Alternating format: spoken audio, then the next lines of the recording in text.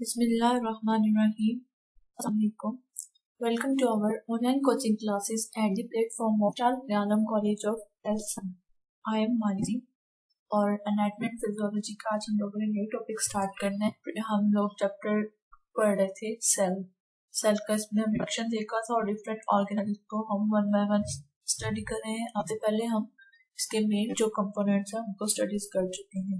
आज का जो टॉपिक है वो हमारा है राइबोसोम। इसमें हम देखेंगे इंट्रोडक्शन, फिर डेफिनेशन देखेंगे कि क्या होते हैं राइबोसोम्स, डिस्कवरी किसने की, डिलीशन, स्ट्रक्चर और फंक्शन। ये बेसिक पॉइंट्स होंगे जो कि आज में हम लोगों ने कवर करने हैं। सबसे पहले हम देख लेते हैं कि राइबोसोम्स होते हैं।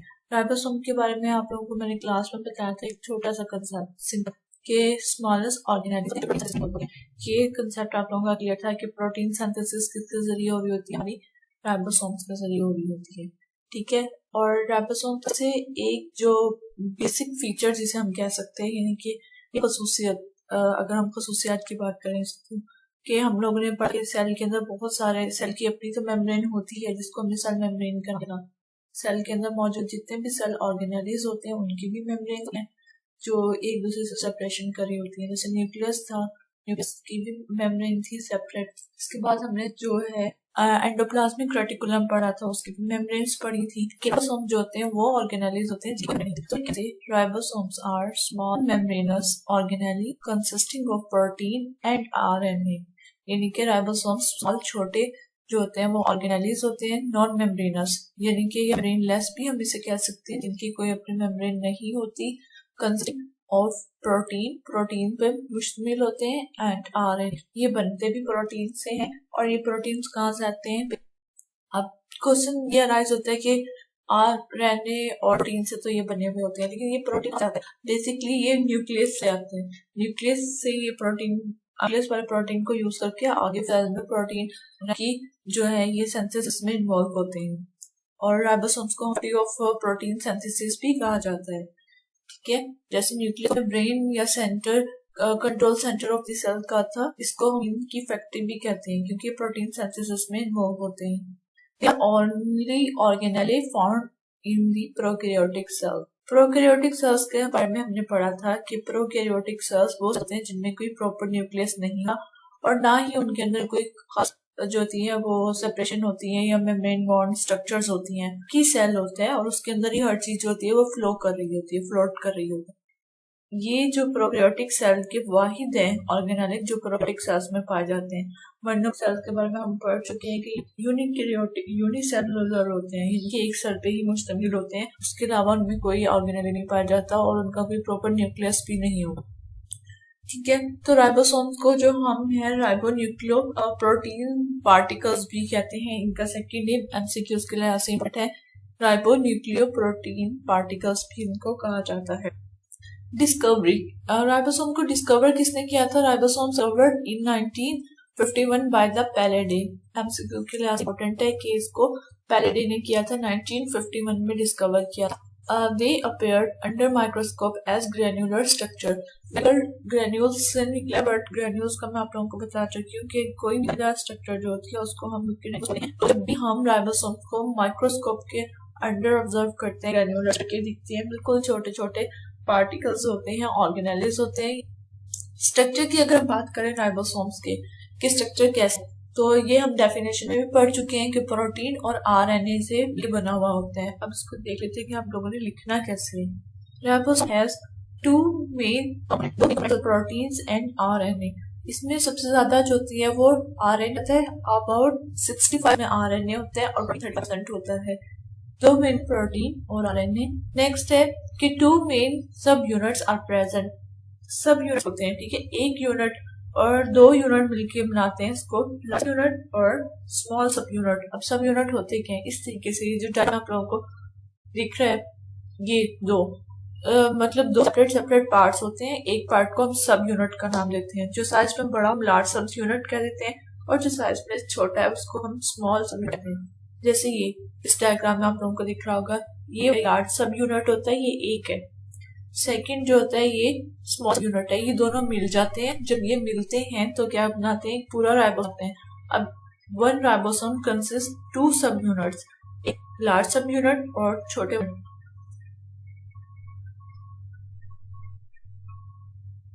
ये पार्ट अब हम लोग राइबोसोम्स है 2 सब यूनिट्स पे कंसिस्ट करते हैं, यूनिट और स्मॉल सब यूनिट। लेकिन हम लोगों ने ये भी देख लिया कि प्रोकैरियोटिक सेल में भी पाया जाता है। प्रोकैरियोटिक सेल्स में अगर राइबोसोम्स पाया जा रहा है तो यूकैरियोटिक सेल कुछ तो डिफरेंस होएगा। इनका डिफरेंस जो होता है वो साइज की बेस पे होता है। ये वाला जो है आप लोगों ने याद नहीं करना, लेकिन ये एमसीक्यूज के लिहाज से ये वाला बहुत इंपॉर्टेंट है कि प्रोकैरियोटिक सब यूनिट्स और यूकैरियोटिक सब यूनिट्स में क्या होता है। ये राइबोसोम के सब यूनिट्स की बात की जा रही है। जो प्रोकैरियोटिक यूनिट होते हैं यानी कि प्रोकैरियोटिक सेल्स में जो जाते हैं उनमें 2 मेन सब यूनिट्स दोनों में एक ही होते हैं, लार्ज और स्मॉल। लेकिन जो प्रोकैरियोटिक होता है उनमें और यूकैरियोटिक सेल्स में साइज का डिफरेंट होता है राइबोसोम इस तरीके से होता है। प्रोकैरियोटिक सेल्स यूनिसेलुलर और इसके बारे में अगर इसका हम साइज देखें तो लार्ज यूनिट जो होता है राइबोसोम का प्रोकैरियोट में 50s पे सब यूनिट होता है या स्वेटबर्ग पे मुश्तमिल होता है। जो स्मॉल वो 30s पे मुश्तमिल होता है। एस के बारे में मैं आपको नेक्स्ट स्लाइड में एस क्या होता है। टोटल कॉम्प्लेक्स जब इनका बनता है यानी कि जब लार्ज स्मॉल बनता है तो हालांकि 50 + 30 is equal to E, but ये कंबाइन होकर 70s बनाते हैं। यानी कि लार्ज का अगर सेपरेट वेट किया जाए तो कहता है 50 है और इसका अगर वेट किया जाए तो 30s होता है। लेकिन जब ये दोनों कंबाइन हो जाते हैं अंदर या सेल के अंदर जाके किसी भी लिविंग ऑर्गेनिज्म की बॉडी के अंदर या सेल के अंदर जब कंबाइन होते हैं और उनका टोटल वेट किया जाए तो ये राइबोसोम सब यूनिट लार्ज और स्मॉल पे जो कंसिस्ट होता है वो 70s पे होता है प्रोकैरियोटिक सेल में। और यूकैरियोटिक सेल में कैसे होता है कि लार्ज यूनिट जो होता है वो 60s पे होता है और स्मॉल सब यूनिट टोटल अगर इनका कॉम्प्लेक्स 40-80 होते हैं 100 होते हैं। लेकिन ये जो अगर यूकैरियोटिक सेल का जाए तो 60 और 40 मिलके 80 सब यूनिट बना रहे होते हैं या सर्टवर्क बनाते हैं। तो ये आप लोग एमसीक्यूज के लिहाज से बहुत इंपॉर्टेंट है। ये याद रखना कि प्रोकैरियोटिक सेल में जो होते हैं राइबोसोमल कॉम्प्लेक्स का साइज 30s होता है और यूकैरियोटिक सेल्स में राइबोसोमल कॉम्प्लेक्स का साइज 8 होता है। एमसीक्यूज के लिहाज से ये इंपॉर्टेंट है चीजें। नेक्स्ट है कि स्वेटबर्ग होता क्या है। उधर हम लोग अभी बात करें पिछली स्लाइड में कि 70s होता है और जो होता है 80s होता है 50s होता है। अब देख लेते हैं कि एस होता क्या है। बेसिकली स्वेटबर्ग को अभी यूनिट होता है, किस चीज का यूनिट होता है कि सेंट्रीफ्यूगेशन किसी भी सेल ऑर्गेनेली को अगर सेंट्रीफ्यूज किया है तो कितनी वो डेप्थ है या कितनी तेजी से जो होता है वो बैठ जाता है। सेंट्रीफ्यूगेशन क्या, सेंट्रीफ्यूज असल में सेंट्रीफ्यूगेशन एक ऐसा फिनोमिना होता है, ऐसा प्रोसेस होता है जिसमें हम बॉडी के किसी भी लिक्विड को सॉलिड कंपोनेंट से सेपरेट करते हैं। फॉर एग्जांपल हम यूं कह सकते हैं कि सेंट्रीफ्यूगेशन ऐसा प्रोसेस होता है जिसमें बॉडी के किसी भी लिक्विड को सॉलिड पार्टिकल्स या सॉलिड सेल्स से सेपरेट करते हैं। जैसे कि हमारा ब्लड है, ठीक है, अगर हमने प्लाज्मा हम लोगों ने पढ़ा था जो सेल हमारे बॉडी का है वो ब्लड सेल्स पे कंसिस्ट करता है, प्लाज्मा पे कंसिस्ट करता है। तो अगर नहीं यहाँ से कोई आरबीसी सेपरेट लेने हैं या प्लाज्मा सेपरेट करना है तो हम क्या करते हैं सेंट्रीफ्यूगेशन उसके क्या करते हैं सेल जिस भी चीज को हमने करना है सेपरेट वो थोड़ा सा लेके उसको रन करा देते हैं, कुछ खास स्पीड होती है उस पर थोड़ी देर आधा घंटा या घंटा जितना भी टाइम रिक्वायर होता है बुक्स के अकॉर्डिंग जो है वो हम उसको रन करवाते हैं। उसके बाद क्या होता है वो जो है नीचे बैठ जाते हैं, जो लिक्विड होता है वो उसका ऊपर तैर रहा होता है, बिल्कुल अलग अलग तह बन जाती हैं, ठीक है। तो जैसे प्लाज्मा वो नीचे बैठ जाते हैं और जो प्लाज्मा है जो लिक्विड पार्ट होता है येलो कलर वो ब्लड का ऊपर फ्लोट करने लग जाता है यानी कि ऊपर होता है। तो जिस वजह से हम जो लिक्विड वाला पार्ट है उसको लेते हैं और जो पार्ट है उसको हम यूज कर लेते हैं।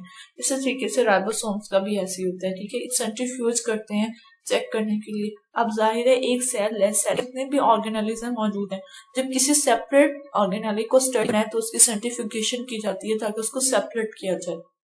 इस तरीके से जब हम स्वेटवर्क बेसिकली वो यूनिट होता है जो सेंट्रीफ्यूज करते हैं किसी भी चीज उतनी तेजी से जो है वो नीचे की तरफ बेसिकली जिस भी ट्यूब है उसके पेंगे में जाके बैठता है उसको हम सब में मेजर करते हैं। यूनिट डिपेंड ऑन ऑब्जेक्ट यानी कि ऑब्जेक्ट कहते हैं किसी भी चीज कोई भी पार्टिकल है उसको। इन केस ऑफ सेल के केस में हम ऑर्गेनेली को देखेंगे। Determining that how quickly they sink का मतलब होता है डूबना, टू डेप्थ इन सेंट्रीफ्यूज यानी कि किसी भी ऑब्जेक्ट के कितनी वो तेजी से गहराई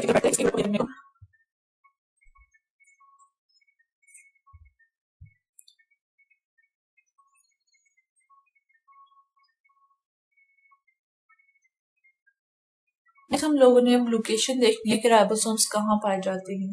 हम लोगों ने ये देखा कि यूकैरियोटिक सेल्स और प्रोकैरियोटिक दोनों सेल्स में पाए जाते हैं, लेकिन हम लोगों ने जब पढ़ा था इससे पहले प्रीवियस जो लेक्चर लिया था पढ़ लिया हो एंडोप्लाज्मिक रेटिकुलम, तो उसकी सरफेस पे हमने पढ़ा था कि राइबोसोम अटैच होते हैं। तो इस लिहाज से जो है हम कह सकते हैं कि राइबोसोम्स दो तरह की लोकेशन रखते हैं, एक तो फ्री फ्लोटिंग होते हैं यानी कि आजादाना घूम रहे होते हैं, और दूसरा क्या होता है कि एंडोप्लाज्मिक रेटिकुलम के साथ बाउंड हैं। So we can say ribosomes can be found, ये के पाए जाते हैं free floating within the cytoplasm. जो सेल के अंदर तीन मेन कंपोनेंट्स थे, न्यूक्लियस, साइटोप्लाज्म और सेल मेम्ब्रेन। सेल मेम्ब्रेन तो कवरिंग थी और साइटोप्लाज्म फ्लूइड लाइक स्ट्रक्चर था जिसके अंदर के जितने ऑर्गेनेल्स थे वो फ्लोट कर रहे थे। Free floating within the cell within the cytoplasm, cytoplasm के अंदर जो घूम रहे होते हैं उनको हम बोलते हैं जो फ्री फ्लोइंग राइबोसोम्स। और attach to the endoplasmic reticulum, और कुछ ऐसे होते हैं जो कि हैं उनको भी हम राइबोसोम्स कहते हैं। फंक्शन के लिहाज से इन दोनों का जो होता है वो सेपरेट होता है। फ्री फ्लोटिंग होते हैं वो वाले फ्री फ्लोटिंग वो वाले प्रोटीन, बेसिकली इनका जो प्रोटीन सिंथेसिस ही है इनका काम राइबोसोम्स का।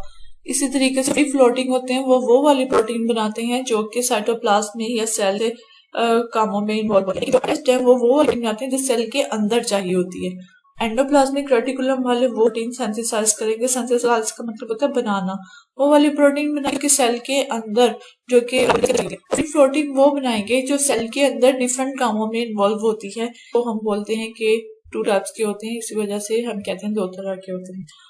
फंक्शन के लिहाज से अगर हम देखें तो we can say they involve synthesis of protein, बार बार रखने के factory of protein synthesis is called MCQ के लिहाज से इंपॉर्टेंट है। प्रोटीन सिंथेसिस टू स्टेप्स के जरिए होती है, ट्रांसक्रिप्शन और ट्रांसलेशन के। ट्रांसलेशन में क्या होता है, सबसे पहले जो हमारा हेरिडिटी या जेनेटिक मटेरियल होता है, मैंने आप लोगों को बताया था डीऑक्सीराइबोन्यूक्लिक एसिड, उससे मैसेंजर बनता है जो कि मैसेज लेके जाता है कि प्रोटीन बनानी है तो आगे तो इस तरह से फिर आगे फर्दर प्रोटीन बनती है। अगर मैसेंजर आने डीएनए सबसे पहला स्टेप होता है वो डीएनए होता है, न्यूक्लियस के अंदर डीएनए मौजूद होता है, डीएनए होता है वो मैसेंजर आरएनए बनाता है। ठीक है, वो मैसेंजर आरएनए राइबोसोम जाके मैसेज देता है कि प्रोटीन की सिंथेसिस करनी है और फिर प्रोटीन की सिंथेसिस है। इस तरीके से हम डीएनए के ट्रांसक्रिप्शन और ट्रांसलेशन दो प्रोसेस होते हैं प्रोटीन की सिंथेसिस के दौरान। डीएनए मैसेंजर आने के अमल को हम ट्रांसक्रिप्शन बोलते हैं, और ट्रांसलेशन क्या होती है, मैसेंजर आरएनए राइबोसोम के ट्रांसलेशन की जाती है यानी कि इसको डिकोड किया जाता है, जैसे कि स्पेसिफिक होते हैं उसको पढ़ा जाता है, और जितने प्रोटीन जो है राइबोसोम प्रोटीन की सिंथेसिस करता है इनकी ट्रांसलेशन हम कह सकते हैं। मैसेंजर आरएनए से करने के अमल को हम ट्रांसलेशन कहते हैं। एमसीक्यूज के लिहाज से भी ये इंपॉर्टेंट है। और ट्रांसलेशन में 3 स्टेप है, इनिशिएशन, एलोंगेशन और टर्मिनेशन। इनिशिएशन का बेस होता है, इनिशिएटर कहते हैं स्टार्ट करने वाले को, शुरुआत करना। इलोंगेशन का मतलब होता है लंबा करना, खींचना, और टर्मिनेशन का मतलब होता है टर्मिनेट करना, खत्म कर देना। एक लाइन बनती है वहां से प्रोटीन सिंथेसिस स्टार्ट होती है, उस प्रोसेस को हम कहते हैं इनिशिएशन। इलोंगेशन उसकी लंबाई में इजाफा होता है, और यानी कि जितनी अमाउंट रिक्वायर होती है उतनी बनने के बाद नेट खत्म कर दी जाती है। ठीक है, ये था आज का लेक्चर, लोगों को समझ आ गया होगा। एक ब्रीफ सा रिव्यू कर लेंगे हम आज के लेक्चर में क्या क्या देखा।